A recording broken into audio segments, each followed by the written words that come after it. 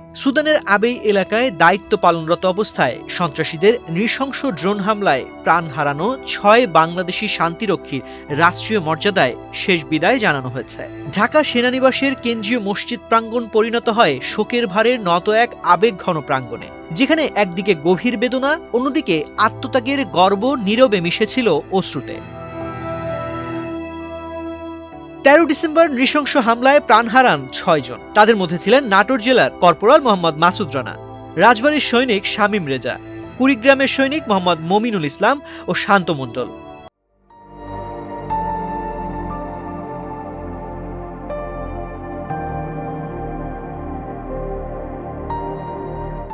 কিশোরগঞ্জের মেসওয়েটার মোহাম্মদ জাহাঙ্গীর আলম এবং গাইবান্ধার লন্ড্রি কর্মচারী মোহাম্মদ সবুজ মিয়া। ২১ ডিসেম্বর রোববার সকালে বাংলাদেশ ও জাতিসংঘের পতাকা দিয়ে ঢাকা কফিন সারিবদ্ধভাবে রাখা হয়। এরপর রাষ্ট্রীয় প্রটোকল অনুযায়ী একে একে চলে শ্রদ্ধা নিবেদন পর্ব। শান্তিরক্ষীদের জানাজায় উপস্থিত ছিলেন স্বরাষ্ট্র উপদেষ্টা জাহাঙ্গীর আলম চৌধুরী, সেনাবাহিনী প্রধান জেনারেল ওয়াকারুজ্জামান, নৌবাহিনী প্রধান অ্যাডমিরাল এম নাজমুল হাসান, বিমান বাহিনী প্রধান air chief marshal Hasan Mahmud Khan সহ সামরিক ও বেসামরিক প্রশাসনের ঊর্ধ্বতন কর্মকর্তারা। শোকাহত পরিবারের সদস্যদের পাশাপাশি উপস্থিত ছিলেন গণমাধ্যম কর্মীরাও।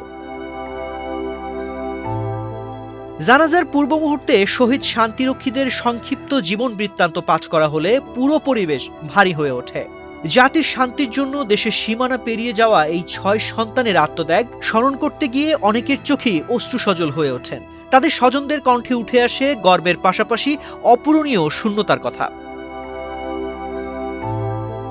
পরে জাতিসংঘ মহাসচিবের পক্ষ থেকে ইউনিসফা মিশনের chief community liaison officer Boris Ephrem চৌমাভি বক্তব্য রাখেন। তিনি শহীদদের আত্মত্যাগকে জাতিসংঘ শান্তিরক্ষা কার্যক্রমের ইতিহাসে এক অনন্য দৃষ্টান্ত হিসেবে উল্লেখ করেন।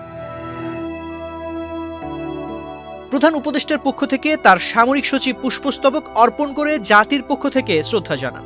একই সঙ্গে জাতিসংঘ মহাসচিবের পক্ষ থেকে শহীদদের পরিবারের হাতে আনুষ্ঠানিকভাবে জাতিসংঘের পতাকা তুলে দেওয়া হয়, যা তাদের আত্মত্যাগের আন্তরিক স্বীকৃতির প্রতীক। পরবর্তীতে শহীদদের পরিবারের কাছে প্রধান উপদেষ্টার স্বাক্ষরিত পৃথক শোকবার্তা হস্তান্তর করা হয়।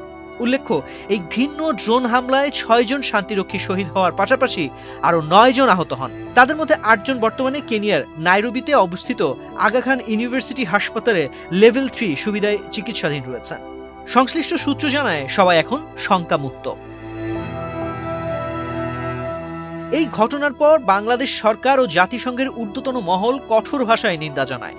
বাংলাদেশ সেনাবাহিনীর পক্ষ থেকে জাতিসংঘ সদর দপ্তরে আনুষ্ঠানিক প্রতিবাদপত্র পাঠানো হয়েছে এবং ভবিষ্যতে এমন হামলা প্রতিরোধে সব মিশন এলাকায় দ্রুত ড্রোন প্রতিরোধ ব্যবস্থা জোরদারের আহ্বান জানানো হয়েছে। এদিকে শ্রদ্ধা নিবেদন শেষে প্রাণ হারানো ৬ বাংলাদেশি লাশ হেলিকপ্টার যোগে নিজ নিজ এলাকায় পাঠানো হয়। তানজির রহমান, বাংলাদেশ প্রতিদিন।